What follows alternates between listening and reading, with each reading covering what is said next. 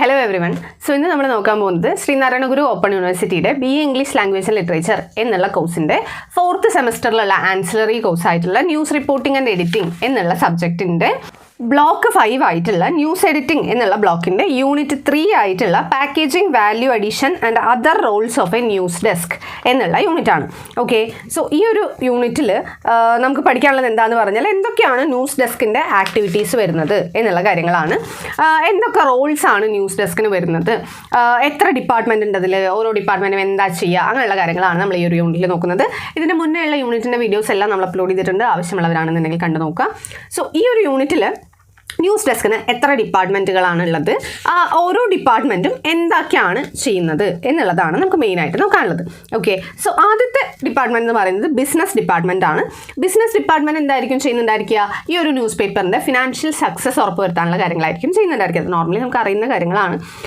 So ഒരു financial സക്സസ്സിന് വേണ്ടിയിട്ടുള്ള കാര്യങ്ങളാണ് ആര് ചെയ്യുന്നത്, ബിസിനസ് ഡിപ്പാർട്ട്മെൻറ്റ് ചെയ്യുന്നത്. അതിന് 2 ഡിപ്പാർട്ട്മെൻറ്റുകളുണ്ട്, അഡ്വർടൈസിംഗ് ഡിപ്പാർട്ട്മെൻറ്റും സർക്കുലേഷൻ ഡിപ്പാർട്ട്മെൻറ്റും.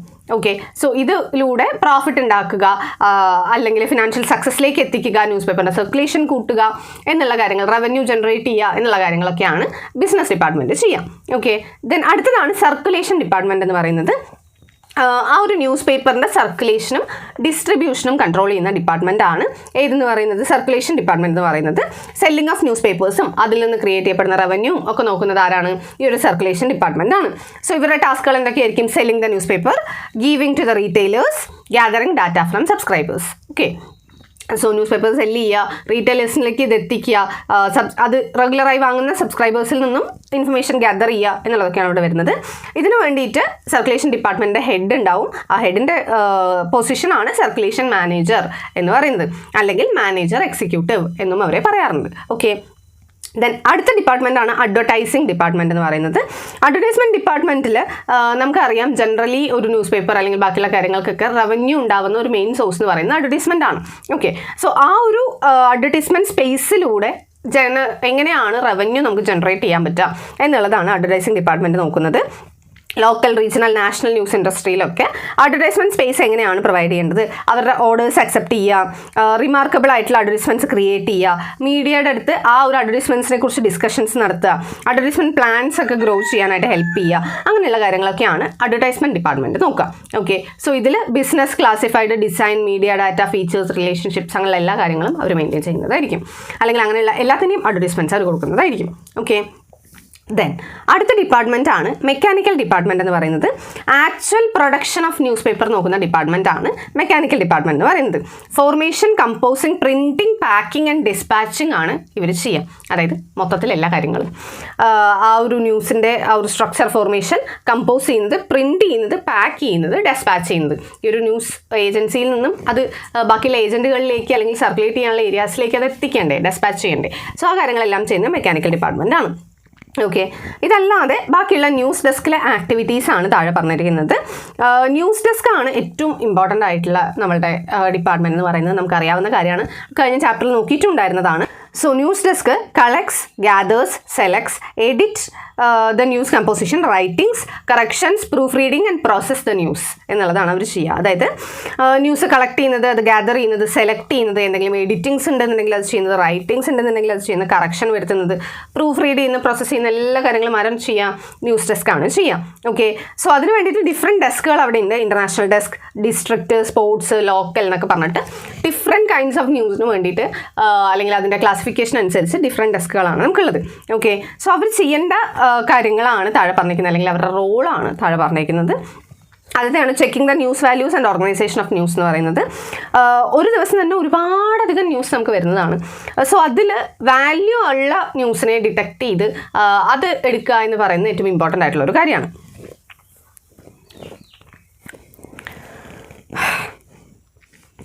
അൺഓർഗനൈസ്ഡ് ആയിട്ടുള്ളൊരു ന്യൂസ് ആണെന്നുണ്ടെങ്കിൽ അതിനൊരിക്കലും റീഡറിൻ്റെ അറ്റൻഷൻ ക്യാപ്ചർ ചെയ്യാനായിട്ട് സാധിക്കില്ല, അല്ലെങ്കിൽ സൊസൈറ്റിക്ക് റെലവൻ്റ് ആയിട്ടുള്ളൊരു കാര്യമായിട്ട് വരണം എന്നില്ല.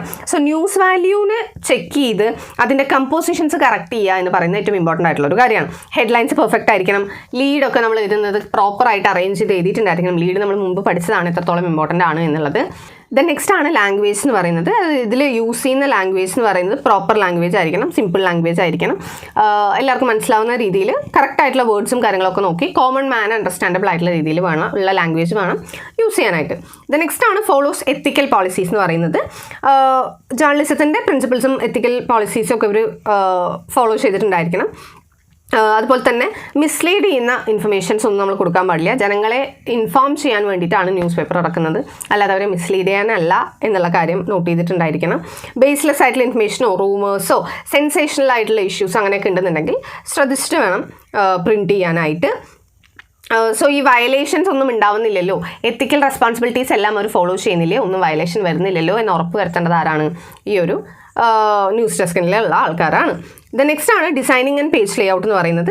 ഒരു ന്യൂസ് പേപ്പർ അതിൻ്റെ ലുക്ക് പെർഫെക്റ്റ് ആയാൽ മാത്രമാണ് ആൾക്കാർക്ക് അത് വായിക്കാനുള്ളൊരു ക്യൂരിയോസിറ്റി ഉണ്ടാവുള്ളൂ. സോ ഈ ലേഔട്ട് എന്ന് പറയുന്നത് ന്യൂസ് പേപ്പറിൻ്റെ പേജിൻ്റെ ലുക്കിനെയാണ് നമ്മൾ ലേഔട്ട് എന്നുള്ളത് ഉദ്ദേശിക്കുന്നത്.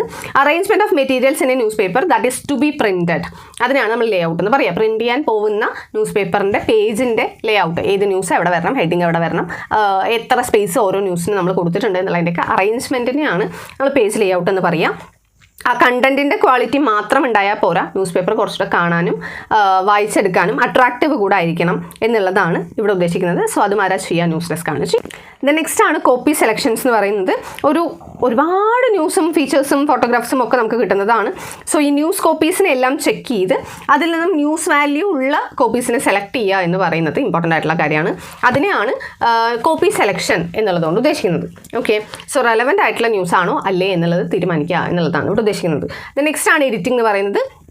Selection, cutting, shaping, correction, revision, checking the grammar and overall presentation of the information എന്നുള്ളതിനെയാണ് നമ്മളിവിടെ എഡിറ്റിംഗ് കൊണ്ട് ഉദ്ദേശിക്കുന്നത്. എന്തെങ്കിലുമൊക്കെ ചെക്കിംഗ് നമ്മൾ എഡിറ്റിംഗ് മുമ്പ് പഠിച്ചിട്ടുള്ളതാണ് കേട്ടോ, അതുകൊണ്ടാണ് ഞാൻ അങ്ങനെ സിമ്പിളായിട്ട് പറഞ്ഞു പോകുന്നത്. ഇലക്ട്രോണിക് ഫോർമാറ്റിലോ പ്രിൻറ്റഡ് മീഡിയയിലോ നമ്മൾ പ്രിൻറ്റ് ചെയ്യാൻ പോകുന്ന അല്ലെങ്കിൽ പബ്ലിഷ് ചെയ്യാൻ പോകുന്ന ന്യൂസിൻ്റെ സ്പെല്ലിംഗ് മിസ്റ്റേക്സ് മുതൽ അതിൻ്റെ സെൻസിൻ്റെ സ്ട്രക്ചറും ന്യൂസിൻ്റെ രീതിയും നമ്മളത് പ്രസൻറ്റ് ചെയ്തിട്ടുള്ള രീതിയും അങ്ങനെയുള്ള എല്ലാ കാര്യങ്ങളും ശ്രദ്ധിക്കുന്നതിനെയാണ് എഡിറ്റിംഗ് എന്ന് പറയുന്നത്. നെക്സ്റ്റ് ആണ് മെയിൻറ്റെയിനിങ് ഷിഫ്റ്റ് എന്ന് പറയുന്നത്. News desk actually full time working ആയിട്ടിരിക്കേണ്ട ഒരു കാര്യമായതുകൊണ്ട് തന്നെ നോർമലി ഒരു 3 ഷിഫ്റ്റിലായിരിക്കും അത് വർക്ക് ചെയ്യുന്നുണ്ടായിരിക്കുക.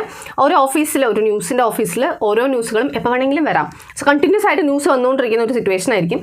അതുകൊണ്ട് തന്നെ റെസ്പെക്റ്റീവ് എംപ്ലോയീസിനെ വെച്ച് നമ്മൾ ആ ഷിഫ്റ്റ് മെയിൻറ്റെയിൻ ചെയ്ത് കൊണ്ടുപോവുക എന്നുള്ളതാണ് നമ്മൾ ചെയ്യേണ്ടത്. ഓക്കെ, ദെൻ മോഡേൺ ന്യൂസ് ഡെസ്കിനെ കുറിച്ച് നിങ്ങൾക്കൊരു കാര്യം പറഞ്ഞിട്ടുണ്ട്. അതായത് പണ്ട് കാലത്തെ പോലെയല്ല, ഇപ്പോൾ നമ്മുടെ ഇൻ്റർനെറ്റും കമ്പ്യൂട്ടറും ഒക്കെ വന്നതോട് കൂടിയിട്ട് ടാസ്കുകളൊക്കെ കുറച്ചുകൂടെ ക്വിക്കായിട്ടും ഈസി ആയിട്ട് നമുക്ക് ചെയ്യാൻ പറ്റുന്ന ഒരു സിറ്റുവേഷൻ ആണുള്ളത്. ഇൻ്റർനാഷണൽ ആൻഡ് നാഷണൽ ന്യൂസിനെ നമുക്ക് പെട്ടെന്ന് തന്നെ ആക്സസ് ചെയ്യാൻ പറ്റുന്നുണ്ട്. അതുപോലെ തന്നെ നമുക്ക് എഡിറ്റിംഗ് പ്രോസസ്സിന് വേണ്ടിയിട്ടുള്ള സോഫ്റ്റ്വെയർസും കാര്യങ്ങളൊക്കെ വന്നിട്ടുണ്ട്. സോ അങ്ങനെയൊക്കെ ആയതുകൊണ്ട് തന്നെ കുറച്ചുകൂടെ ഈസിയാണ്. നമ്മളിപ്പോൾ ന്യൂസ് കണ്ടന്റുകളൊക്കെ ഹാർഡ് കോപ്പിയേക്കാൾ കൂടുതൽ സോഫ്റ്റ് കോപ്പി ആയിട്ടാണ്, നമ്മൾ സോഫ്റ്റ് കോപ്പി ഫോർമാറ്റിലാണ് നമ്മൾ സൂക്ഷിക്കുന്നത് എന്നൊക്കെ ഉള്ളത് കൊണ്ട് കുറച്ചുകൂടെ എന്താ പറയുക, ഈസി ആയിട്ട് ചെയ്യാൻ പറ്റുന്ന രീതിയിലാണ് ഇപ്പോൾ ന്യൂസ് ഡെസ്കുകൾ പ്രവർത്തിക്കുന്നത്. ഓക്കെ, സോ ഇത്രയാണ് നിങ്ങൾക്ക് ഈ ഒരു ചാപ്റ്ററിൽ നോക്കാനുള്ളത്. ഏതൊക്കെ ഡിപ്പാർട്ട്മെൻറ്റുകളാണുള്ളത്, അവർ ഓരോരുത്തരും എന്തൊക്കെയാണ് ചെയ്യുന്നത്, ന്യൂസ് ഡെസ്കിൻ്റെ ആക്ടിവിറ്റീസ് എന്തൊക്കെയാണ്, അവർ എന്തൊക്കെ കാര്യങ്ങൾ ശ്രദ്ധിക്കുന്നുണ്ട് എന്നുള്ളതാണ് ഈ ഒരു യൂണിറ്റിൽ നിങ്ങൾക്ക് നോക്കാനുള്ളത്. സോ മനസ്സിലായെന്ന് വിചാരിക്കുന്നു. എന്തെങ്കിലും ഡൗട്ട് ഉണ്ടെന്നുണ്ടെങ്കിൽ കമൻറ്റ് സെക്ഷനിൽ ചോദിക്കാവുന്നതാണ്. So see you in our next video. മഹാലോ.